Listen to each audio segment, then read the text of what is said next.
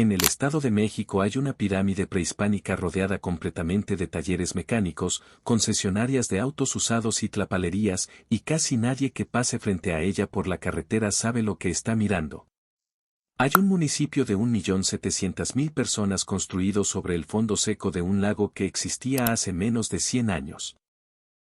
Y hay una civilización que construyó la ciudad más grande del continente americano antes de que llegara ningún europeo, cuyo nombre, cuya lengua y cuyos gobernantes son todavía, en 2025, completamente desconocidos. Empezamos en el número 13, y subimos. El Estado de México es el estado más poblado de la República. 16 millones de personas en un territorio que rodea a la Ciudad de México por 3 lados, lleno de municipios que la mayoría del país conoce únicamente como el lugar por donde pasa la carretera de camino a algún otro lado. Pero dentro de ese territorio está Teotihuacán, una de las ciudades prehispánicas más extraordinarias del mundo. Está el Nevado de Toluca, con 2 lagos en su cráter donde el INAH ha encontrado ofrendas de niños sacrificados. Está la pirámide de Tenayuca, la única pirámide prehispánica completa del área metropolitana de Ciudad de México, rodeada de urbanización sin que nadie le preste atención. Y está Sultepec-Tecoaque, un pueblo que en 1520 capturó una caravana completa de españoles, los sacrificó y los procesó ritualmente, y que el INAH excavó décadas después encontrando exactamente lo que las crónicas coloniales describen. Vamos a recorrer ese Estado de México, el que no cabe en el tráfico de la autopista, y si tienes una historia sobre alguno de estos lugares, cuéntala en los comentarios antes de que terminemos. Empezamos en el número 13, Sultepec-Tecoaque, un sitio arqueológico en el municipio de Axapusco que guarda uno de los episodios más perturbadores de toda la conquista. En junio de 1520, después de la Noche Triste, cuando Hernán Cortés y sus hombres huyeron de Tenochtitlán con enormes pérdidas, una caravana de apoyo que viajaba desde la costa hacia el interior fue capturada por los habitantes de Tecoaque, un pueblo tributario del señorío de Texcoco. La caravana incluía soldados españoles, mujeres, niños, indígenas aliados de los tlaxcaltecas y animales como cerdos y caballos que los habitantes de Tecoaque no habían visto nunca.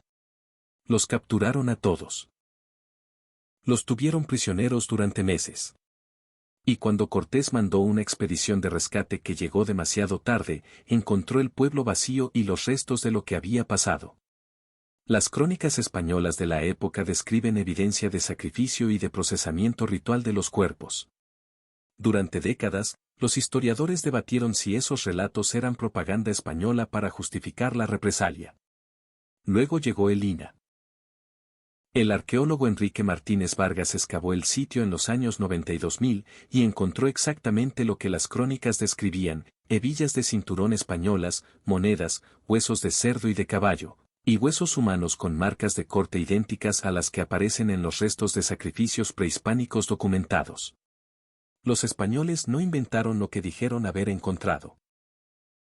Tecoaque es el único sitio arqueológico en México donde hay evidencia incontrovertible de que los habitantes del México prehispánico capturaron, sacrificaron y procesaron ritualmente a conquistadores europeos. Cortés mandó quemar el pueblo en represalia. Los sobrevivientes de Tecoaque huyeron. El sitio quedó abandonado durante décadas. La historia de la conquista tiene una dirección oficial y una narrativa de vencedores y vencidos. Sultepec-Tecoaque va en la otra dirección, y el INAH tiene las hebillas de cinturón y los huesos cortados para probarlo. Número 12. El esqueleto de Tepexpan, encontrado en 1947 en el fondo seco del lago de Texcoco por el geólogo alemán Helmut de Terra, quien trabajaba con el INAH en la exploración del antiguo lecho lacustre. El esqueleto fue fechado en aproximadamente 9.000 años de antigüedad, lo que lo convirtió en uno de los restos humanos más antiguos encontrados hasta entonces en Mesoamérica. De Terra lo identificó como masculino y lo bautizó el hombre de Tepexpan. Esa denominación apareció en libros de texto, publicaciones del INAH y museos durante décadas. El problema es que el esqueleto era de una mujer. Los análisis morfológicos y de ADN realizados en los años 90 y confirmados posteriormente determinaron que el hombre de Tepexpan era, en realidad, una mujer de entre 30 y 40 años de edad al momento de su muerte. Nadie cambió el nombre oficial de inmediato. Todavía hoy muchas publicaciones de Lina y enciclopedias en línea lo llaman el hombre de Tepexpan por inercia. La mujer más antigua del Valle de México, enterrada en el lecho del lago que la Ciudad de México vació para construir encima, pasó medio siglo con el género equivocado en todos los registros que la mencionan. Esto apenas empieza, y entre más subimos, más fondo tiene la historia. Número 11. Malinalco, en el municipio del mismo nombre al suroeste del Estado de México, y el único templo prehispánico en toda Mesoamérica tallado directamente en la roca viva de una montaña. El sitio se llama técnicamente Cuautinchan, la Casa del Águila, y está en la cima del Cerro de los Ídolos, a unos 400 escalones de subida desde el pueblo. Todo lo que ves ahí arriba, las paredes del templo principal, el piso, las figuras de águilas y jaguares esculpidas en el suelo de la cámara circular, todo fue tallado del cerro mismo, sin añadir ninguna piedra externa. No se construyó encima de la montaña. Se excavó dentro de ella. El Tlatoani Mexica Ahuizotl ordenó construirlo alrededor de 1501 como santuario para la iniciación de los guerreros Águila y los guerreros Jaguar, los dos órdenes militares de élite del ejército de Tenochtitlán. Los candidatos al título debían capturar en combate un número determinado de enemigos vivos para el sacrificio, y la ceremonia de iniciación ocurría en este templo, en la cima de este cerro, frente a las figuras esculpidas de los animales que representaban a cada orden. Cuando Tenochtitlán cayó en 1521, el templo estaba inconcluso. Los españoles no lo terminaron de destruir, probablemente porque escalar 400 escalones en armadura para demoler un santuario en una roca era demasiado trabajo. El convento agustino que los frailes construyeron en el pueblo de Malinalco tiene en sus murales del siglo XVI representaciones de animales y plantas pintadas por artistas indígenas locales, y los estudiosos de la arquitectura colonial señalan que los mismos talladores que habían estado trabajando en el templo del cerro fueron los que decoraron el convento. La mano de obra indígena que tallaba jaguar y águila en roca viva pasó, sin solución de continuidad, a tallar ángeles y santos en las paredes de la iglesia que llegó a reemplazar todo aquello. Malinalco sobrevivió casi intacto. Hoy recibe quizás 10 veces menos visitantes que Teotihuacán, sin ninguna razón arqueológica que justifique esa diferencia. Número 10. San Juan Ixoatepec, municipio de Tlalnepantla de Vaz, Estado de México, conocido popularmente como San Juanico. El 19 de noviembre de 1984, a las 5:40 de la mañana, una serie de explosiones en una planta de almacenamiento de gas licuado de Pemex destruyó el barrio en minutos. Las primeras explosiones normales encadenaron una serie de BLEVE, acrónimo en inglés para explosiones de vapor por expansión de líquido en ebullición, que son básicamente tanques de gas que al calentarse por el fuego exterior alcanzan una presión que supera la resistencia del metal y estallan proyectando una bola de fuego de cientos de metros de diámetro a velocidades que no permiten evacuar a nadie a tiempo. En total, estalló la mayoría de los tanques de la instalación. La cifra oficial de muertos fue de 503 personas. Estimaciones independientes hablan de entre 600 y 800 muertes. Aproximadamente 1.000 personas resultaron con quemaduras graves y 40.000 tuvieron que ser evacuadas. La explosión de San Juanico ocurrió 10 meses antes del terremoto de septiembre de 1985. Las dos tragedias mostraron los mismos fallos del gobierno. Respuesta lenta, información incompleta al público, ausencia de los funcionarios responsables en las primeras horas y una gestión posterior de las víctimas que priorizó la imagen pública sobre la ayuda concreta. El barrio de San Juan Ixoatepec fue reconstruido en el mismo sitio. Las familias que perdieron todo regresaron porque no tenían a dónde ir.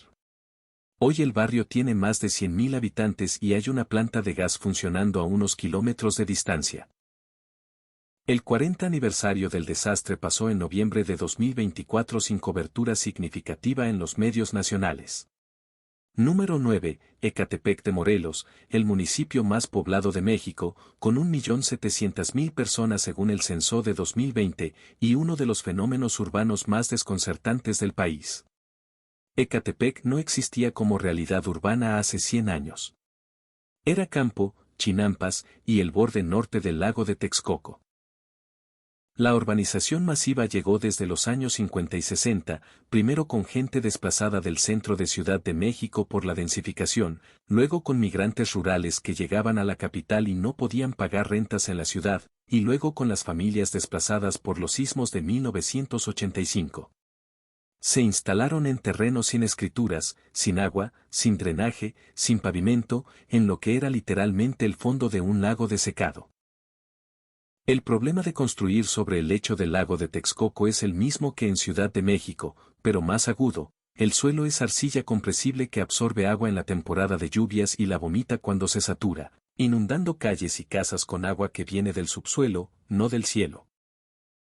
Ecatepec tiene además uno de los índices de violencia urbana más altos del Estado de México. Las tasas de homicidio y feminicidio documentadas por el Secretariado Ejecutivo del Sistema Nacional de Seguridad Pública ubican al municipio consistentemente entre los más violentos de la región, y la infraestructura de salud, educación y transporte que existe ahí fue calculada para una población varias veces menor a la que hoy la usa.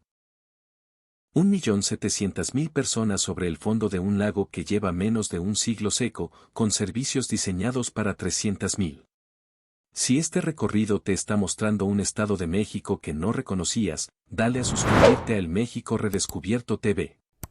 Vamos estado por estado, sacando lo que la historia oficial no alcanza a contar, y mientras más gente nos siga, más lejos llegamos.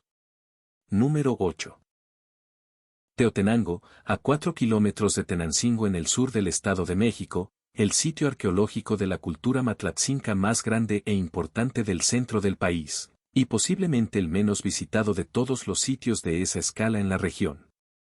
Teotenango fue la capital de los matlatzincas, un pueblo que habitó el valle de Toluca antes de que los mexicas llegaran a conquistarlos en 1476 bajo el mando de Axayácatl.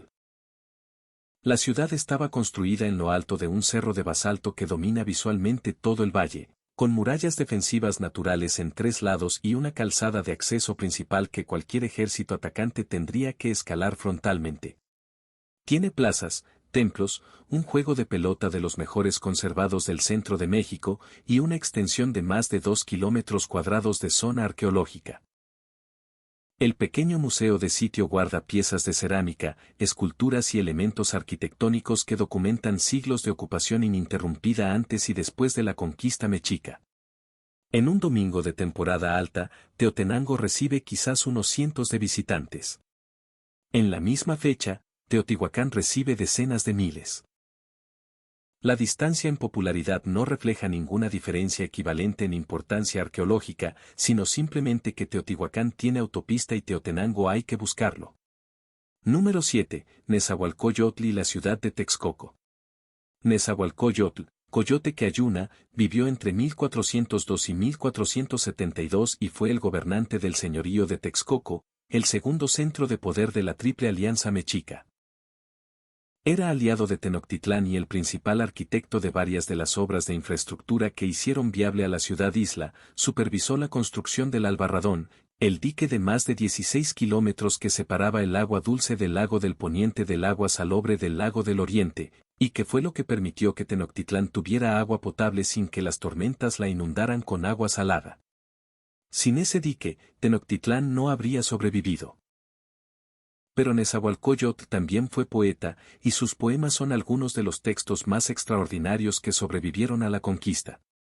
Fueron recopilados en el siglo XVII por el cronista mestizo Fernando de Alba Ixtlilxóchitl, y en ellos aparece un pensador que cuestionaba abiertamente si los dioses existían, si el sacrificio tenía sentido, y qué quedaba del ser humano después de la muerte. Un gobernante mexica del siglo XV que escribía sobre la duda existencial. Uno de sus poemas más conocidos pregunta directamente si hay verdad después de la muerte, si lo que llamamos flor y canto tiene alguna permanencia, o si todo lo que hacemos desaparece como el jade que se rompe o el quetzal que pierde sus plumas. La duda no era retórica. Nezahualcóyotl construyó en Texcoco un templo sin imagen ni ídolo, dedicado a una deidad que describió como el que está en todas partes y no puede ser representado, lo que varios historiadores han interpretado como una forma incipiente de monoteísmo filosófico dentro de la cosmología mesoamericana. Hoy el municipio más grande junto a la Ciudad de México lleva su nombre, pero el Nezahualcóyotl que hoy existe como ciudad no tiene ninguna relación geográfica con la Texcoco histórica, que está en otro municipio, y la gran mayoría de los millones de personas que viven en Neza no tiene ninguna familiaridad con los poemas del rey que nominalmente dan nombre a su ciudad. Compártelo con alguien que viva en Neza o que conozca el Estado de México, porque la historia detrás del nombre de su municipio es mucho más extraña de lo que parece. Número 6. La pirámide de Tenayuca en Tlalnepantla de Vaz. Para llegar a Tenayuca desde la Ciudad de México hay varias rutas, todas con tráfico. Cuando llegas, encuentras un sitio arqueológico cercado que puede visitarse con entrada mínima y que tiene, en su interior, la única pirámide prehispánica completa que sobrevivió dentro del área metropolitana de la Ciudad de México.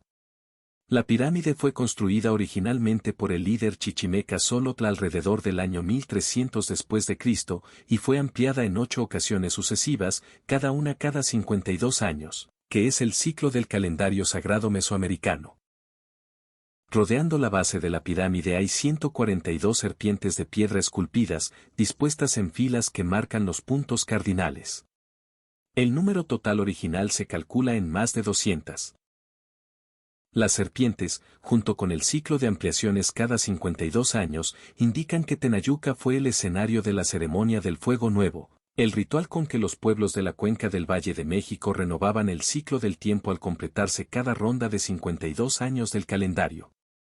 Era, en términos prácticos, el equivalente del cambio de milenio, si el fuego nuevo no se encendía en el Cerro de la Estrella, en la Ciudad de México actual, el sol no volvería a salir. Tenayuca fue el lugar donde esa ceremonia ocurrió durante el período chichimeca. Hoy hay un puente vehicular visible desde la cima de la pirámide, y si llegas un martes a mediodía puedes estar completamente solo en un sitio que fue el centro ritual del Valle de México hace 700 años. Número 5. El Nevado de Toluca, también llamado Sinantecatl, el cuarto pico más alto de México con 4.680 metros sobre el nivel del mar, y el único volcán extinto del país con camino pavimentado hasta el borde del cráter. Dentro del cráter hay 2 lagos, el Lago del Sol y el Lago de la Luna, separados por una cresta de roca volcánica. El acceso al cráter estuvo abierto al público por décadas, hubo incluso un área de esquí que operó hasta principios de los años 2010, cuando el volcán fue recategorizado como área natural protegida con restricciones de uso más estrictas. Lo que casi nadie sabe sobre esos 2 lagos es lo que el INAH ha encontrado en su fondo. Desde la época prehispánica, los pueblos Matlatzinca, Mazahua y otros grupos del centro de México subían al cráter para depositar ofrendas en el agua a las deidades de la lluvia. El INAH ha recuperado del fondo de los lagos vasijas de cerámica, objetos de copal, pelotas de hule, instrumentos musicales, y restos óseos de seres humanos que los análisis identificaron como pertenecientes a niños de corta edad. Los niños eran ofrendados a las deidades del agua y de la lluvia en periodos de sequía, la misma práctica documentada en el cenote sagrado de Chichén Itzá. Así que cada foto del Lago del Sol que alguien sube a redes sociales con el reflejo del cielo en el agua tiene, en el fondo que la cámara no alcanza, siglos de objetos rituales y de restos de niños que los habitantes de este valle mandaban hacia las alturas para pedir que lloviera. Número 4. Los manantiales de Lerma y el agua que el Estado de México le manda a la Ciudad de México sin que nadie lo diga en voz alta.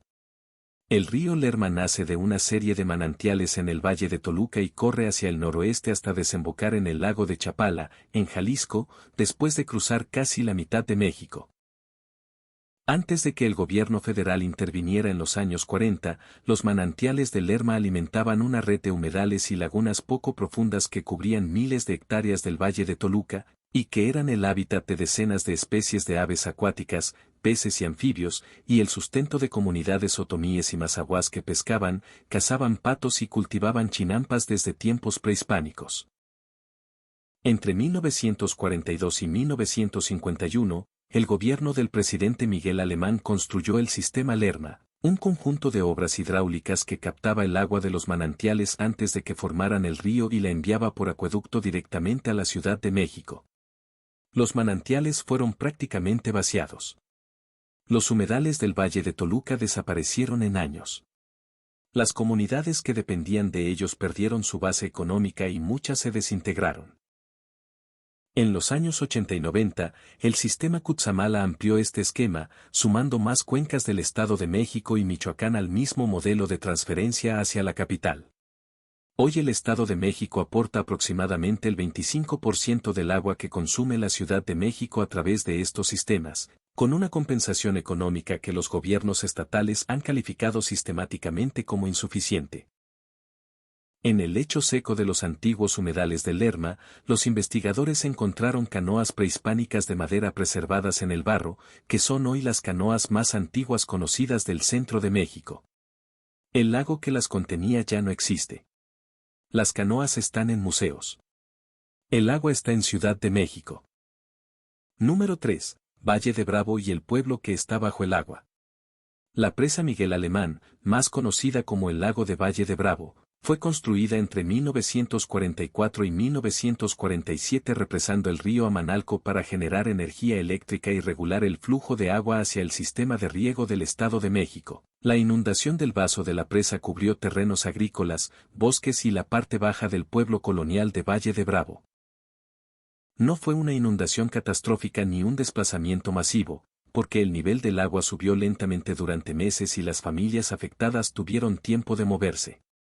Pero sus casas, sus parcelas y los cimientos de algunas construcciones coloniales quedaron bajo el agua. En años de sequía severa, cuando el nivel del embalse baja considerablemente, emergen desde el fondo del lago muros de piedra, cornisas de portones y cimientos de edificaciones que en el fondo llevan más de 70 años sumergidos. Son visibles desde las lanchas que pasean turistas por el lago, y los pescadores de la zona conocen exactamente a qué profundidad están. La superficie del lago hoy es uno de los destinos de fin de semana más concurridos del Estado de México y uno de los escenarios internacionales más importantes del deporte del vuelo libre, con competencias mundiales de parapente que se realizan en las corrientes de aire sobre las montañas circundantes. Hay yates anclados encima de los cimientos de casas del siglo XVII. Yo no sé tú, pero esa imagen específica me parece de las más extrañas de toda esta lista. Número 2. El Tláloc de Coatlinchán y la lluvia que nadie esperaba. En los cerros que rodean al municipio de Texcoco, específicamente en el paraje de Coatlinchán, hay un bloque de basalto tallado de aproximadamente 7 metros de altura y un peso estimado entre 167 y 200 toneladas que representa, según la interpretación predominante entre los arqueólogos, a una deidad del agua del período preclásico de Mesoamérica, probablemente Tláloc o posiblemente Chalchiuhtlicue. La comunidad de Coatlinchán lo conocía desde siempre. El INAH lo conocía desde los años 40. Nadie lo había movido porque nadie sabía cómo. En 1964, con la apertura del Museo Nacional de Antropología en Chapultepec, el gobierno federal decidió que el monolito debía estar en la entrada del nuevo museo como la primera imagen que el visitante vería al llegar. El INAH organizó el traslado. Mandaron fabricar un tráiler especial de 42 ruedas, reforzaron por tramos la carretera Texcoco-Ciudad de México y el 16 de abril de 1964 iniciaron el movimiento del monolito. El trayecto de aproximadamente 50 kilómetros tomó varios días. Cuando el Tláloc llegó a la Ciudad de México, llovió. En abril. En plena temporada seca del altiplano central. La lluvia fue tan intensa que inundó colonias de la capital. Los habitantes de Coatlinchán, y muchos capitalinos, lo interpretaron como la expresión de enojo de la deidad por haber sido arrancada de su lugar original. La comunidad de Coatlinchán ha pedido en varias ocasiones la devolución del monolito. El Museo de Antropología no lo ha regresado. En el paraje original todavía hay otro monolito incluso más grande que el Tláloc, sin terminar de tallar, que los arqueólogos llaman la Chalchiuhtlicue, y que nadie se ha atrevido a mover porque pesa más de lo que cualquier tráiler disponible podría transportar. Y llegamos al número 1, al lugar al que el mundo entero ha ido a tomar fotos sin saber que no sabe nada de él. Teotihuacán. La ciudad prehispánica más visitada de México, con más de 4 millones de visitantes anuales en años normales, y la más grande del continente americano en su momento de mayor esplendor, Entre los años 350 y 550 después de Cristo, cuando albergaba entre 100.000 y 200.000 personas. Para comparar, Roma en el siglo IV tenía alrededor de 800.000 habitantes, pero en el resto del mundo las ciudades de ese tamaño no existían. Teotihuacán era una anomalía global. Y nadie sabe quién la construyó. No hay ningún glifo descifrable que diga el nombre de un gobernante. No hay ninguna tumba real. No se ha podido leer ninguno de sus pocos textos escritos. La ciudad que los mexicas encontraron abandonada siglos después del colapso la llamaron Teotihuacán, lugar donde los hombres se vuelven dioses, porque sus dimensiones eran tan descomunales que les parecía que solo podían haberla construido seres divinos o superiores. Los mexicas no tenían idea de quienes la habían construido. Nosotros tampoco. Después de más de 100 años de arqueología moderna, la civilización de Teotihuacán no tiene nombre, no tiene lengua documentada legible y no tiene un solo gobernante conocido. En 2003, el arqueólogo de Lina Sergio Gómez Chávez descubrió un túnel sellado debajo de la plaza de la pirámide de la Serpiente Emplumada, el templo más ornamentado del sitio. El túnel tiene 103 metros de largo, corre 15 metros bajo el nivel de la plaza y fue sellado deliberadamente alrededor del año 250 después de Cristo. Dentro del túnel los investigadores encontraron miles de objetos rituales, esferas de pirita que eran espejos, vasijas, huesos de animales, restos orgánicos. Pero el descubrimiento más inesperado llegó en 2015. Al fondo del túnel, en la cámara terminal, los investigadores detectaron y luego extrajeron cantidades significativas de mercurio líquido. Mercurio en estado puro, depositado ahí hace 17 siglos. En Mesoamérica, el mercurio, llamado azogue, era un material ritual que representaba el agua en su forma más pura e inalcanzable, el agua del inframundo, la que corre en los ríos subterráneos que conectan el mundo de los vivos con el mundo de los muertos. Depositar mercurio en el fondo de un túnel bajo una pirámide es, en términos simbólicos, crear un río del inframundo debajo del centro ceremonial más importante de la ciudad. Los arqueólogos creían que al fondo del túnel encontrarían, finalmente, la tumba del gobernante fundador de Teotihuacán, el equivalente de la tumba de Pacal en Palenque. No encontraron ninguna tumba. Encontraron mercurio, miles de objetos rituales y ningún nombre. En toda Teotihuacán, con sus 20 kilómetros cuadrados de superficie arqueológica y sus pirámides entre las más grandes del mundo en volumen, no se ha encontrado la tumba de ningún gobernante. Ni uno. La ciudad más grande del mundo en su momento, con un río de mercurio en su inframundo de piedra, construida por alguien a quien todavía no podemos ponerle nombre. Y eso es todo. 13 lugares, un estado que la mayoría del país conoce únicamente de paso, y la sensación de que debajo de cada autopista y cada municipio del Estado de México hay algo que lleva siglos ahí, esperando que alguien baje del coche y lo mire. Ahora te toca, de estos 13 lugares, ¿cuál no sabías que existía? Y si pudieras ver uno mañana, ¿cuál sería? Cuéntamelo en los comentarios, porque de ahí viene el próximo estado. Y si conoces a alguien que crea que el Estado de México no tiene nada que ver más allá del tráfico, manda este video, porque le falta el mercurio debajo de la pirámide, el pueblo sumergido bajo el lago, y la mujer de 9.000 años a la que durante 50 años todos llamaron hombre.